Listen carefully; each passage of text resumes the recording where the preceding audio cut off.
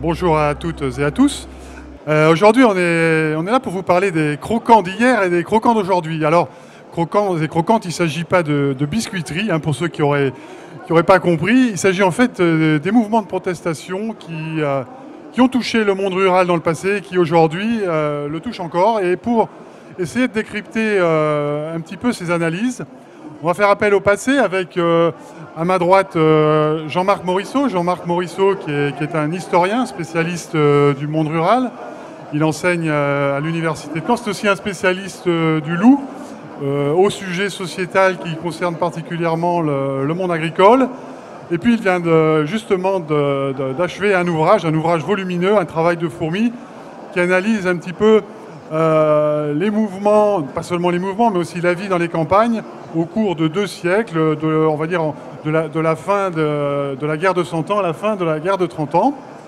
À ma gauche, Eddy Faugier. Eddy Faugier, c'est, on va dire, le présent, pour résumer, un politologue qui analyse, qui enseigne, qui analyse les mouvements protestataires sous toutes leurs formes, des mouvements qui peuvent démarrer avec les zadistes, en passant par les Gilets jaunes, et puis ces mouvements dont on a entendu parler ces derniers temps, qui concernent la cause animale, le bien-être animal. Il vient d'ailleurs de réaliser un ouvrage que je vous présente à l'écran, un ouvrage qui vient de sortir avec la fondation Fondapol. Alors l'idée, c'est de faire se matcher le passé et le présent. Et je vais commencer par poser une question à Jean-Marc Morisseau, à l'historien.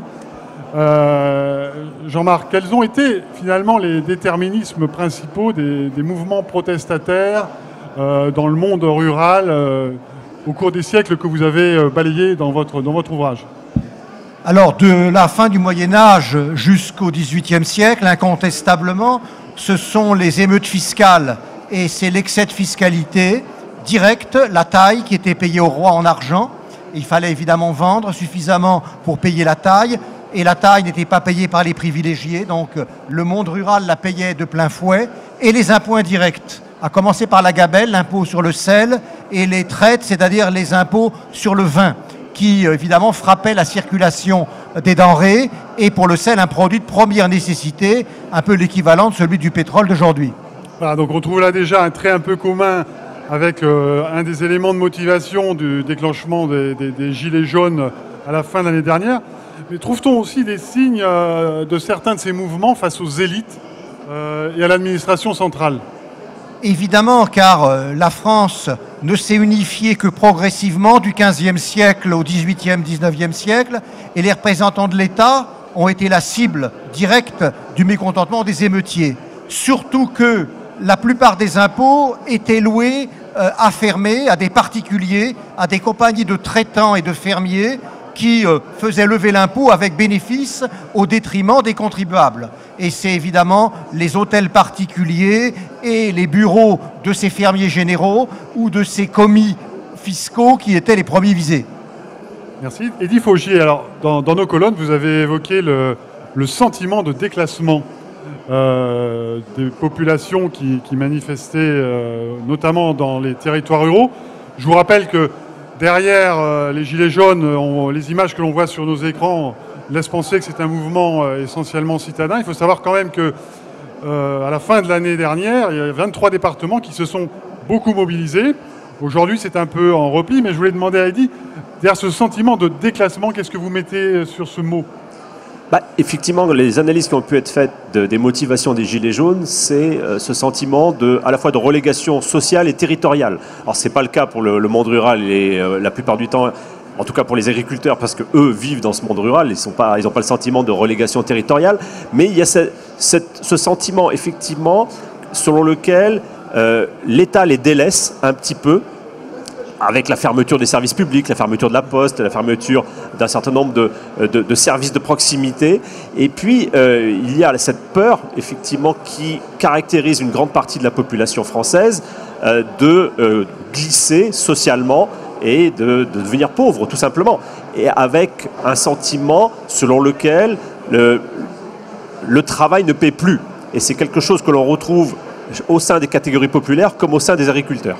Voilà, justement, les agriculteurs, parce qu'on Monde rural, agriculteurs. Les agriculteurs dans le monde rural aujourd'hui, vous sentez qu'ils sont en repli par rapport à ce mouvement, ou il y a encore, si je puis dire, un ferment, ça peut repartir en fait? On a peu d'éléments pour essayer de comprendre le rôle des agriculteurs par rapport à ce mouvement. Effectivement, ils sont assez peu visibles. On les voit peu le samedi dans les manifestations. En tout cas, c'est pas marqué dessus que c'est un agriculteur lorsqu'il manifeste avec son gilet jaune. Parmi les leaders des gilets jaunes, il n'y a pas nécessairement d'agriculteurs. En revanche, quand on regarde notamment une enquête publiée par l'IFOP la semaine dernière, on voit que 33% des agriculteurs se sentent gilets jaunes. Alors, on peut considérer que c'est beaucoup ou pas beaucoup. En proportion, c'est la profession qui se sent le plus gilet jaune. Les ouvriers, c'est 31%. Donc, entre la perception que l'on a, notamment avec les manifestations du samedi, et les chiffres dont on dispose, on peut considérer que les agriculteurs sont partie prenante de ce mouvement. Jean-Marc Morisseau, autrefois, la population agricole et rurale était forcément majoritaire dans le pays, mais était-elle pour autant plus entendue? Puisqu'aujourd'hui, vous savez qu'elle représente de l'ordre de 3,5 à 3,6% de la population. Qu'en était-il? Alors, ça dépend des époques. À la fin du Moyen-Âge, au XVe siècle et au XVIe siècle, elle était très peu entendue, puisque très peu alphabétisée, et il n'y avait pas de réseaux sociaux, évidemment. L'imprimerie commençait juste à se développer. En revanche, au XVIIIe siècle, là, avec le développement de la presse, de la sociabilité, de l'alphabétisation, de la culture, des échanges, effectivement, le monde rural est de plus en plus entendu. Et il pèse très lourd. 85% de la population française est rurale en 1760. On peut considérer qu'il y a 20 à 21 millions de ruraux, ce qui est considérable. Et là, effectivement, les mots d'ordre venant de Paris sont repris ou contestés dans les campagnes très largement. Alors Eddy, quel est selon vous le trait sociologique commun? On parlait tout à l'heure du sentiment de déclassement, des gilets jaunes ou apparentés de cette France que nous, on a qualifiée du diagonale du vide. Je dirais que l'un des éléments communs dans ce mouvement des Gilets jaunes, c'est le sentiment d'être les perdants de l'évolution économique, sociale et même culturelle. Et avec cet étalement territorial et urbain. Et donc d'avoir pâti des politiques qui avaient été menées pendant plusieurs décennies et qui convergent aujourd'hui dans cette détestation des élites et du système, entre guillemets, qui est censé être incarné par Emmanuel Macron. C'est l'un des éléments qui est d'ailleurs assez commun avec une partie du monde agricole qui se sent en partie délaissée par le gouvernement, qui se sent un petit peu méprisé à travers cette notion d'agribashing qui est assez à la mode sur ce salon. Et c'est à mon avis aussi l'un des éléments qui rapproche le monde agricole, le monde rural en partie des Gilets jaunes. Oui, la détestation de l'administration semble être un trait fédérateur qui traverse toutes les époques. Dans votre livre, Jean-Marc, on parle des malheurs causés par la croissance de l'État. Vous avez, je crois, l'exemple du mouvement initié par Jacques Bonhomme. C'est un gilet jaune avant l'heure, Jacques Bonhomme. En quelque sorte, encore que Jacques Bonhomme s'en prend d'abord aux seigneurs également. On a parlé de révolte contre l'impôt, c'est capital. Il y a également les révoltes contre les dominants localement, c'est-à-dire les seigneurs qui prélèvent également des taxes en dehors, finalement, du roi.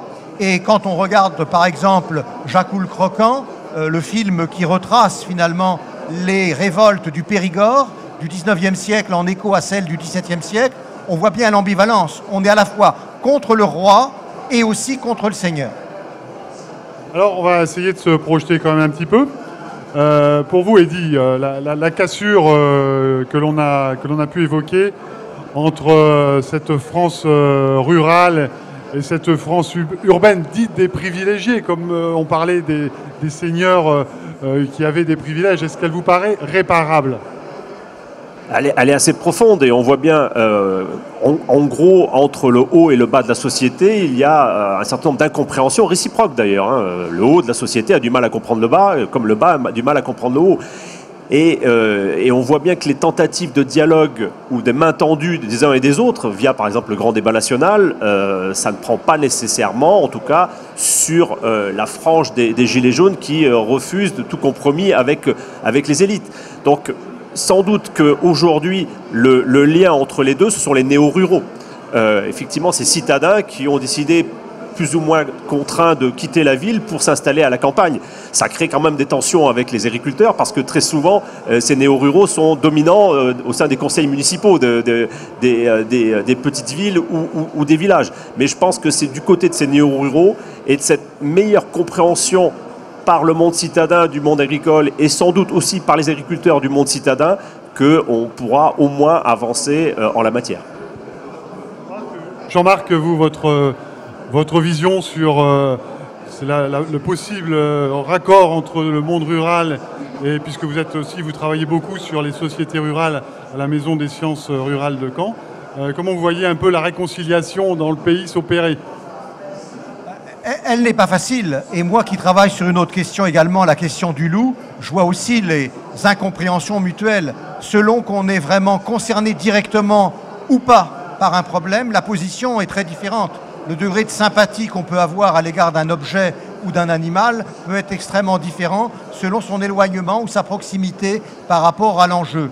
Là, en ce qui concerne les gilets jaunes, je pense qu'effectivement, il y a un certain nombre d'inégalités qui sont devenues insupportables dans une société qui est considérée comme une société de prospérité depuis maintenant 40 à 50 ans.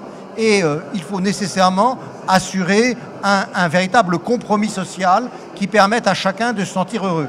Et à mon avis, cela va supposer du temps, car il y a des résultats qui peuvent arriver à court terme, bien entendu, mais d'autres qui ne pourront arriver qu'à moyen ou à long terme. Très bien, écoutez, merci. Je crois qu'on va essayer de réconcilier le monde de la campagne et le monde des villes, et ce salon est le bon exemple.